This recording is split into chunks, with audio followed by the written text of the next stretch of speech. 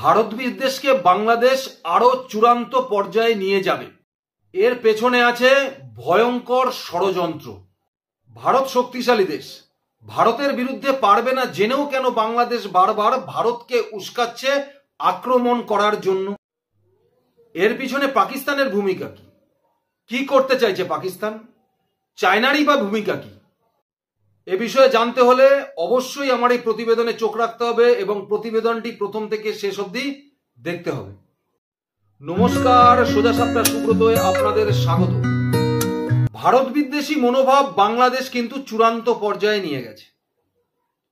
ভারত আর বাংলাদেশের মধ্যে এই সম্পর্কের যে টালমাটাল অবস্থা, তার মধ্যে যে বরফ জমতে শুরু করেছে, অন্যদিকে কিন্তু পাকিস্তান আর বাংলাদেশের মধ্যে যে বরফ জমেছিল সম্পর্কের, সেই বরফ কিন্তু আস্তে আস্তে গলতে শুরু করেছে। দেখুন, কেন বাংলাদেশ হঠাৎ ভারত বিদ্বেষী হয়ে উঠল? এর পেছনে কোন কোন শক্তি কাজ করেছে? তাদের উদ্দেশ্য কি? তারা কি করতে চাইছে? দেখুন, এমন একটা দেশ বাংলাদেশ, যে দেশে একাধিক দেশের দালাল রয়েছে। আমেরিকার দালাল আছে, চায়নার দালাল আছে, ভারতেরও দালাল আছে, অন্যদিকে রাশিয়ার দালাল আছে, বিভিন্ন দেশের দালাল আছে, পাকিস্তানেরও দালাল আছে। কিন্তু বেশ কিছু বছর ধরে পাকিস্তানের যারা দালাল থাকে, এই দালালরা একদম কোণঠাসা। এবং এই দালালদের মধ্যে কারা থাকে? বাংলাদেশের এলিট ক্লাসের কিছু মানুষ আছে, যারা সেনাবাহিনীতে চাকরি করত, রিটায়ারমেন্ট হয়েছে, তারা আছে, যারা ব্যবসায়ী তারা আছে। এবং এদেরকে কি করত? বছর বছর বিভিন্ন দেশের দূতাবাস থেকে একবার করে ডেকে একটি ডিনার পার্টি দিয়ে দিত। তারা ওই খেয়ে সন্তুষ্ট হয়ে আবার ওই দেশের দাবেদারি বা গোলামি করত। তো পাকিস্তানের যে সমস্ত দালাল ছিল, তারা বহুদিন ধরে কোণঠাসা ছিল। কিন্তু হঠাৎ করে দেখা যাচ্ছে এই পাকিস্তানের যে সমস্ত দালালরা আছে, তারা রাস্তায় নেমে গেছে।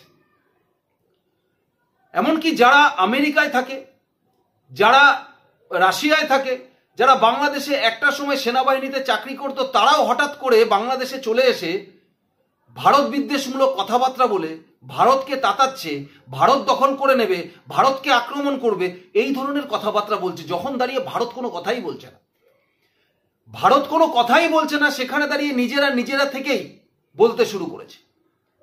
এবং যখন বাংলাদেশ খুব ভালো করে জানে যে ভারতের উপরে অনেক নিত্য প্রয়োজনীয় পণ্যের উপরে আমাদের নির্ভরশীল হতে হয়, তারপরে দাঁড়িয়েও বিএনপির নেতারা রাজনৈতিক ক্ষমতা দখলের জন্য সেখানে ভারত বিদ্বেষীর মাত্রা এমন জায়গায় তুলেছে যে সেখানে ভারতের দ্রব্যকে বয়কট করতে বলছে।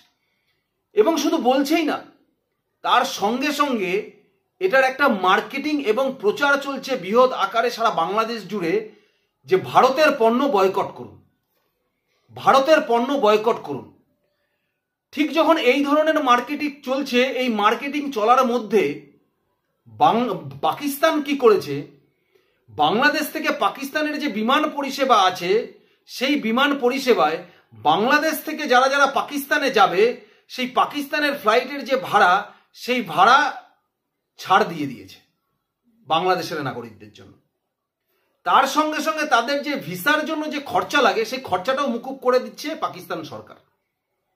তার সঙ্গে সঙ্গে পাকিস্তান সরকার ছোট ছোট ভিডিওর মাধ্যমে সারা বাংলাদেশের সোশ্যাল মিডিয়ায় ছড়িয়ে দিচ্ছে, যে ভিডিওগুলোতে বারবার শো করছে বা দেখাচ্ছে যে ভারতের দ্রব্য বয়কট করুন, ভারত থেকে অনেক সস্তা দামে পাকিস্তানের থেকে আপনারা দ্রব্য কিনুন, ভারতের পর্যটন আপনারা বয়কট করুন, ভারতের থেকে পাকিস্তানের পর্যটনের জায়গা অনেক ভালো, কিছু কিছু পর্যটনের ছবি তুলে ধরে মানুষকে আকৃষ্ট করবার চেষ্টা করছে। তার সঙ্গে সঙ্গে পাকিস্তান তুলে ধরছে যে ভারতে চিকিৎসা না করাতে গিয়ে আপনারা পাকিস্তানের করাচিতে চিকিৎসা করাতে আসুন, চিকিৎসা পরিষেবা অনেক ভালো, সেই দেখিয়ে এই ছোট ছোট ভিডিও প্রচার চলছে। তার সঙ্গে সঙ্গে ভারতবর্ষের নারীদের ক্ষেত্রে, ভারতবর্ষের নারীদের তুলনায় পাকিস্তানের নারীরা দেখতে সুন্দর, সেই নিয়েও একটা প্রচার বাংলাদেশ জুড়ে কিন্তু চালাচ্ছে পাকিস্তান। বাংলাদেশ জুড়ে পাকিস্তান চালাচ্ছে, যাতে এই প্রচারের মধ্যে দিয়ে, এই মার্কেটিং এর মধ্যে থেকে এটা বাংলাদেশের মানুষের কাছে এস্টাবলিশ করে দেওয়া যায় যে ভারতের থেকে কোনো পণ্য কিনবেন না, ভারতে চিকিৎসার জন্য যাবেন না, ভারতে ঘুরতে যাবেন না, পর্যটন কেন্দ্র হিসাবে পাকিস্তানকে বাছুন, পাকিস্তান আপনাদের বিমান ভাড়ায় ছাড় দিচ্ছে, ভিসায় যে খরচা সে খরচা আপনাদের মুকুব করে দিচ্ছে। এইভাবে শুধু মার্কেটিংও চলছে না, এটাকে এস্টাবলিশ করে দেওয়ার চেষ্টা করছে। এবং তার জন্য এই পাকিস্তানের যে সমস্ত দালাল বা এজেন্ট রয়েছে তারা রাস্তায় নেমে গেছে। দেখবেন কিছুদিন আগেই বিএনপির যিনি নেতা খালেদা জিয়া তিনি পাকিস্তানের রাষ্ট্রদূতের সাথে মিটিং করেছেন এবং সেই সময় দাঁড়িয়ে পাকিস্তানের রাষ্ট্রদূত এই বাংলাদেশকে ভরসা দিয়েছে যে আপনারা ভারত বিরোধী কার্যকলাপ স্লোগান দিয়ে যান, আপনাদের সঙ্গে আমরা শেষ অবধি থাকব, আপনাদের সামনে আমরা শেষ অবধি থাকব। যেই এই সাহস বিএনপি পেয়েছে তারপরে বিএনপি নেতারাও অল আউট আক্রমণে রাস্তায় নেমে গিয়ে ভারতের পণ্য পুড়িয়ে দিয়ে প্রতিবাদ করছে ভারতের পণ্য বয়কট করবার জন্য।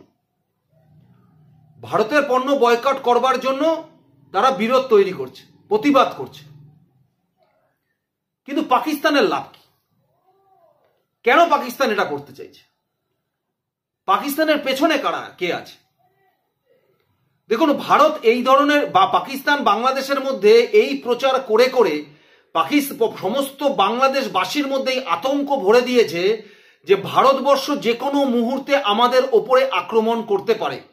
তাই যেহেতু ভারতবর্ষ আমাদের ওপরে আক্রমণ করতে পারে, সুতরাং আমাদেরও তৈরি থাকা উচিত, আমাদেরও কিন্তু ভারতের কাছে যা যা অস্ত্র আছে সেরকম কিন্তু পাকিস্তানের থেকে কিন্তু অস্ত্র কেনা উচিত।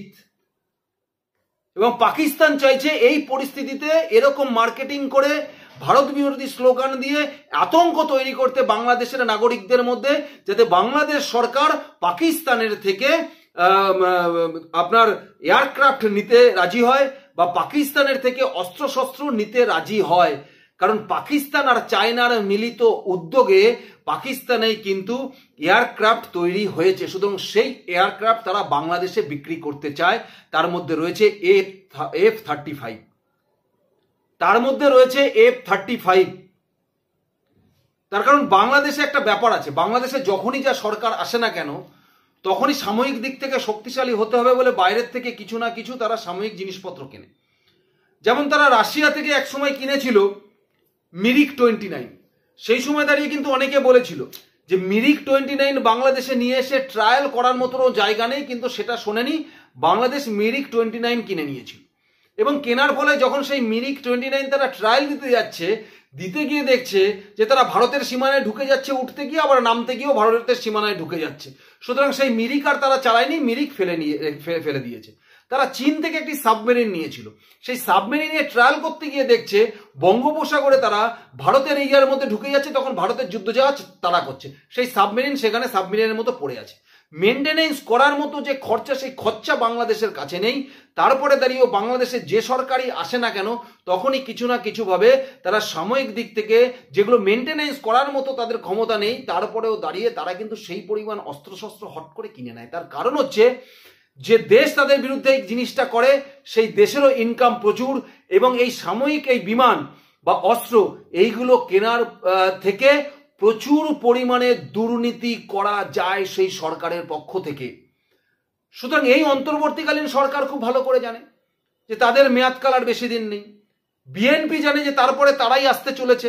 এরকম একটা পরিস্থিতির মধ্যে দিয়ে যদি এই সরকার পাকিস্তানের কাছ থেকে কয়েক হাজার কোটি টাকার অস্ত্র কিনতে পারে, এয়ারক্রাফট কিনতে পারে, তার মধ্যে থেকে বেশ কিছু দুর্নীতি করে যে নেতারা এখন আছে হাজার হাজার কোটি টাকা কামিয়ে নিয়ে বেরিয়ে যাবে। বা এখন থেকে বিএনপি এই প্রচারটা শুরু করছে কেন? কারণ বিএনপি ক্ষমতায় আসার পরে যাতে বলতে পারে আমরা পাকিস্তান থেকে এই জিনিস নিচ্ছি, আমরা চায়না থেকে এই জিনিস নিচ্ছি, ভারতের সাথে আমাদের যুদ্ধ করতে হবে, ভারতের সাথে আমাদের লড়তে হবে, আমাদের নিজেদের শক্তিশালী হতে হবে। না হলে তো তারা এখন থেকে যদি এই উস্কানি না দেয়, যাদের তাহলে মানুষের কাছে এই দাবি এই প্রস্তাবটা রাখবে কি করে যে যেগুলো আমরা এনেছি সেগুলো মেনটেনেন্স করার ক্ষমতা নেই? মানুষ তখন প্রশ্ন তুলবে তাহলে তোমরা কেন কিনলে, কি কারণে কিনলে? কারণ দীর্ঘদিন একটা শ্রেণীর মানুষ, বিএনপি বলুন, এই পাকিস্তানের দালাল্লা করে কমে খেতে পারেন। শেখ হাসিনা তার দলের লোকজন খেয়ে গেছে, আওয়ামী লীগের লোকজন খেয়ে গেছে, সুতরাং এদের তো এখন খাওয়ার ইচ্ছা হয়েছে। সুতরাং এই পিছনে যে পাকিস্তান কাজ করছে, এবং চায়নার একটা বিরাট অংশের ইনভেস্টমেন্ট পাকিস্তানের বাংলাদেশে রয়েছে, মেট্রো থেকে শুরু করে সেখানকার সেনাবাহিনীতেও ইনভেস্টমেন্ট রয়েছে। সুতরাং চায়না ভাবছে যদি তার আর পাকিস্তানের যৌথ উদ্যোগে তৈরি করা এয়ারক্রাফট F-35 যদি বাংলাদেশের ঘাড়ে গচানো যায় কিছু, তাহলে কিছুটা হলেও তো তাদের ইনকাম হবে। সেই পরিস্থিতিতে সেই দিকে তাকিয়েই প্রথম মিটিংটা করেছিল যখন নিউ ইয়র্কে জাতীয় সাধারণ পরিষদের বৈঠক ছিল। সেই পরিষদের বৈঠকে পাকিস্তানের প্রধানমন্ত্রী শাহবাজ শরীফ এবং এই বাংলাদেশের মোহাম্মদ ইউনুস তাদের মধ্যে মিটিং সেরে ফেলেছিল এই সমস্ত বিষয়ের। এবং তারপরেই করাচি থেকে ডিরেক্ট কিন্তু জাহাজ আসে, পণ্যবাহী জাহাজ বাংলাদেশে। সুতরাং ভারত কেন যেচে আক্রমণ করতে হবে বাংলাদেশকে? একটা যুদ্ধ করতে গেলে, আক্রমণ করতে গেলে হাজার হাজার কোটি টাকা খরচা। বাংলাদেশে আছে কি পাবে, কি সম্পদ পাবে বাংলাদেশের ভারত যুদ্ধ করে? বরং ওগুলোকে বসিয়ে খাওয়াতে হবে। কেন করতে যাবে? যদি ভারতকে আক্রমণ না করে তাহলে ভারত কেন করতে যাবে? আর যারা গর্জায় তারা বর্ষায় না। ভারতকে আক্রমণ করার ক্ষমতা বাংলাদেশের নেই, কিন্তু কিছু দালাল পাকিস্তানরা রাস্তায় নামিয়ে দিয়ে এই ধরনের স্লোগান তুলে সমস্ত বাংলাদেশের মানুষের মধ্যে একটা ভয় ভীতি তৈরি করে দিতে চাইছে যে ভারত আমাদের যে কোনো মুহূর্তে আক্রমণ করতে পারে। এই ভয়ভীতি দেখিয়ে পাকিস্তান অস্ত্র বিক্রি করবে চায়নার সহযোগিতায় পুরোপুরিভাবে বাংলাদেশে, এবং বাংলাদেশের যে সরকার আছে সেই অস্ত্র কিনে সেই সরকারের টাকা দেদার লুট করবে তারা। ঠিক সেই কারণেই এই মুহূর্তে দাঁড়িয়ে ভারত বিদ্বেষী মনোভাব বাংলাদেশের চরম মাত্রায় পৌঁছে গেছে। এটা কিছু না, আরো যাবে, আরো চরম মাত্রায় যাবে, আরো চরম মাত্রায় এই বিদ্বেষ মনোভাব যাবে ভারতের, এই বাংলাদেশের। আর উগ্র মৌলবাদী সংগঠন যারা আছে, জামাতরা যারা আছে, তারা দীর্ঘদিন সেখানে সংগঠন করেছে। গরিব ঘরের মানুষ করে খেতে পারে না, কি করবে? হিন্দুদের তাড়িয়ে তাদের সম্পত্তি তাদের দ্বারা গ্রাস করাচ্ছে। ভাবছে 2 কোটি হিন্দু আছে, যদি এখান থেকে তাড়িয়ে দিতে পারি তাদের সম্পত্তিগুলো ভোগ করব আমরা, তাদের লক্ষ্যই। তাই তারা নেমেছে হিন্দু শূন্য করতে। সুতরাং যে চোখ বাংলাদেশ ভারতকে রাঙাচ্ছে, তার পেছনে পাকিস্তান আর চায়নার সমর্থন রয়েছে। চায়না সামনে আসতে পারছে না, পিছন দিয়ে সমর্থন করছে।